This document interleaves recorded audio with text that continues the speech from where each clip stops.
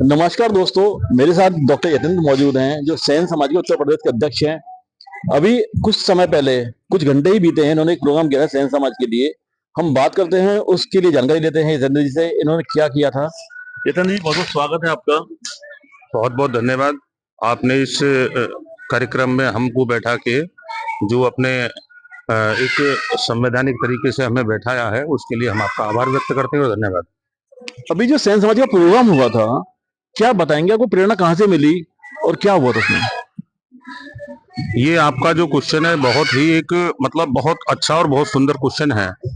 मैं इसके विषय में आपको थोड़ा सा बताना चाहूंगा कि मैं कई महीनों से ये सोच रहा था कि कोई ऐसा कार्यक्रम का आयोजन किया जाए जिससे समाज एक हो जाए, क्योंकि समाज में ये चल रहा था कि समाज एक नहीं है, एक नहीं है। तो हमने कहा यार कैसे ये देश के प्रत्येक सेन समाज के व्यक्ति को पता पड़ना चाहिए कि हम लोग एक हैं। तो मैं रात को लगभग 1 बजे ऑनलाइन कर्पूरी ठाकुर जी को पढ़ रहा था, और कर्पूरी ठाकुर जी को जैसे मैं पढ़ रहा था तो मुझे एक साथ उसमें एक सेंटेंस आया कि 22 दिसंबर सन 1952 को कर्पूरी ठाकुर जी पहली बार विधायक बन के विधानमंडल में बैठ के शपथ ग्रहण कर रहे थे और कह रहे थे कि एक समाज का एक नाई का बेटा आज। तो मैंने सोचा यार, जो राजनीति के लिए हमारे लोग भागे फिर रहे हैं कि हमें राजनीति अधिकार मिलना चाहिए, उनको हमें बताना चाहिए कि 22 दिसंबर सन 1952 को हमारे समाज को राजनीति में अधिकार मिल चुका था। यहां से हमें प्रेरणा मिली और फिर हमने इस कार्यक्रम का नाम जो रखा वो 22 दिसंबर 2025 रखा, और उसका हमने नाम रखा राष्ट्रीय सेन समाज महासम्मेलन एवं जननायक कर्पूरी ठाकुर युवा प्रतिभा सम्मान समारोह। यहां से हमें प्रेरणा मिली और हमने सोचा कि भाई इस कार्यक्रम का जो उद्देश्य होगा, सिर्फ उद्देश्य है जननायक कर्पूरी ठाकुर जी की विचारधारा से युवाओं को प्रेरित करना है, उनका मोटिवेशन करना है कि भाई जननायक कर्पूरी ठाकुर कैसे थे और उस समय पे, जिस समय पे हमारी जाति को बिल्कुल नीचे के दर्जे पे रखा जाता था, वो कर्पूरी ठाकुर जी कैसे होंगे। मैं विचार नहीं कर पा रहा, असमंजस में खुद हूं कि उस समय पे कर्पूरी ठाकुर जी की विचारधारा कितनी जबरदस्त होगी।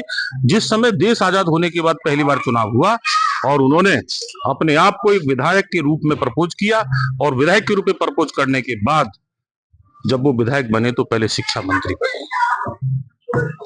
जैसा कि मैं भी उस प्रोग्राम में मौजूद था, मैंने देखा था काफी भीड़ इकट्ठी हो रखी थी। क्या लगता है आपको, जो युवक आए थे वहां पे, जो बुजुर्ग आए थे, समाज को एकता प्रदान करने में सहयोग करेंगे? बिल्कुल, इसमें दो राह नहीं है। जब से कार्यक्रम हुआ है तब से लेके और अब तक आप यकीन नहीं करेंगे, मुझे विश्वास नहीं था कि मेरा समाज ऐसे जागा हुआ है। मेरे पास युवाओं के, बुजुर्गों के, महिलाओं के, सबके बाई फोन मैसेज आ रहे हैं, मेरे मुझसे बात कर रहे हैं और मुझे बधाई दे रहे हैं कि सर जो हम समाज में ढूंढ रहे थे शायद वो हमें मिल चुका है। आने वाले 2027 में कुछ तैयारी है आपकी?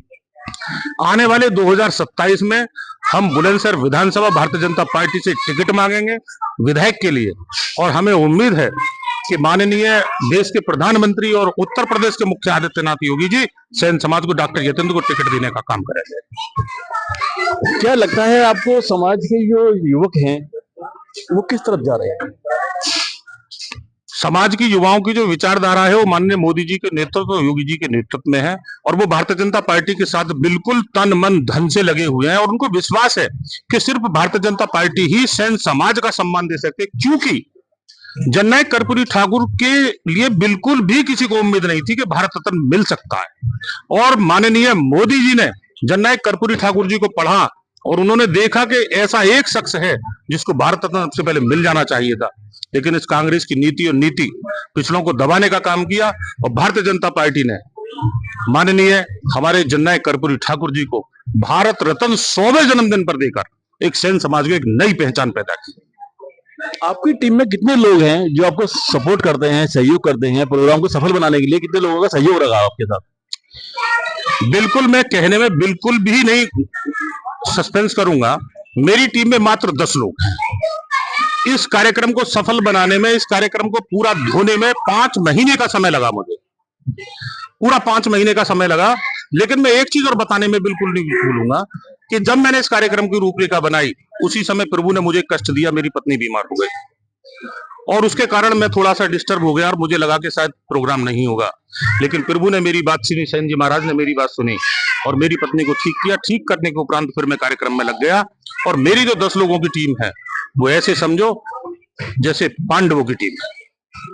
और मेरे साथ मेरे 2 बुजुर्ग हैं जिन्हें मैं कान्हा और कृष्ण के रूप से जानता हूँ, श्री जयवीर सिंह और श्री आर बिलाल सेन जी, जिन्होंने दोनों ने जो 70 प्लस की एज में है और उन्होंने 17 प्लस की एज का काम किया मेरे साथ में, कंधे से कंधा मिला के तन मन धन से मेरा साथ दिया। और मैं आभार व्यक्त करता हूं 10 लोगों की कमेटी का, जिनके साथ आज हम समीक्षा बैठक पे बैठे हुए हैं इस कार्यक्रम में। तो मैं आभार व्यक्त करता हूं, अगर ऐसे लोग 100 लोग मुझे हिंदुस्तान के अंदर मिल जाए तो 2027 में हिंदुस्तान के अंदर हमारा सेन समाज का जलवा होगा। विधायक होंगे, सांसद होंगे, मंत्री होंगे। और ये जो लोग कह रहे हैं ना कि राजनीतिक हिस्सेदारी ऐसे मिलेगी, मैं उन नेताओं को बताना चाहता हूं जो समाज का शोषण कर रहे हैं। वो भी आपके माध्यम से इस बात को सुन लें कि समाज का शोषण नहीं होने देंगे हम किसी भी लेवल पे। जो समाज का नहीं वो किसी का नहीं, और जो समाज का है वो सबका है। क्या कहेंगे सेन समाज के युवकों को, कोई संदेश देना चाहते हैं आने वाले समय में अपनी विचारधारा को किस तरफ लेके जाएं ये लोग? देखो, सबसे पहले तो मैं आपको एक बहुत अच्छी बात बता दूं, मेरा जो समाज है बिल्कुल सीधा सच्चा और ईमानदार समाज है। लेकिन मेरे समाज के अंदर सबसे बड़ी जो प्रॉब्लम है वो आर्थिक प्रॉब्लम। आर्थिक, क्योंकि हम भूमिहार समाज से आते हैं। हमारे समाज में ज्यादातर लोगों के पास में जमीन नहीं, और जमीन ना होने के कारण आर्थिक प्रॉब्लम आती है। वो लोगों के पास खेतों में, घर में काम करते जिनका शोषण होता है। तो सबसे पहले मैं युवाओं से आह्वान करता हूं कि शोषण से रुकने के लिए अपने आप को गांव से शहर की तरफ लाएं और अपने आप को व्यापार में लगाएं। जब व्यापार में लगेंगे तो पैसा आना शुरू हो जाएगा। और जब मुझे भी पता है, तुम्हें भी पता है कि अगर पैसा है तो सब कुछ है, पैसा नहीं तो कुछ भी नहीं। अगर हमारे पास पैसा है तो अच्छी शिक्षा दे सकते हैं हम, पैसा है तो अच्छी चिकित्सा ले सकते हैं हम, पैसा है तो अच्छी सुरक्षा ले सकते हैं हम, पैसा है तो अच्छे लोगों से दोस्ती कर सकते हैं हम, पैसा है तो हम चुनाव लड़ सकते हैं, टिकट ले सकते हैं, राजनीति में भागीदारी ले सकते हैं, अच्छे रेस्टोरेंट में खाना खा सकते हैं। अगर पैसा नहीं तो हम कुछ नहीं कर सकते। जब सबको यह पता है कि सब कुछ पैसा है तो हमारे समाज के युवाओं को व्यापार करके पैसा कमाना चाहिए और पैसा कमा के राजनीति में आना चाहिए। और जो हम आज से 365 वर्ष पहले जो राज करते थे वो दोबारा से हमारा राज स्थापित होगा, ये मेरा विश्वास है। युवा मेरे साथ है।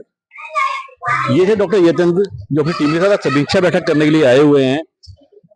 इसमें कुछ बुजुर्ग भी हैं, कुछ युवक भी हैं। आइए हम बात करेंगे अगले यहाँ के जिलाध्यक्ष मिस्टर सुनील कुमार से।